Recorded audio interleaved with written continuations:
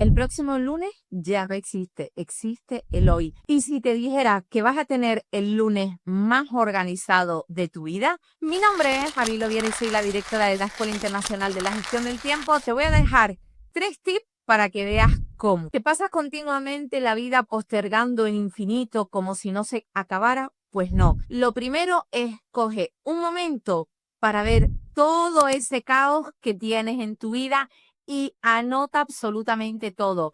El segundo tip es, una vez que lo anotas, vas a comenzar a dar prioridad y urgencia a esas cosas que te alcanzan a tu meta. Y lo tercero, todo eso que ya tienes organizado, comienza a anotarlo en tu agenda, pero no lo tienes que anotar todo en esta semana. No, no, no. Date tiempo y revisa también tus actividades diarias.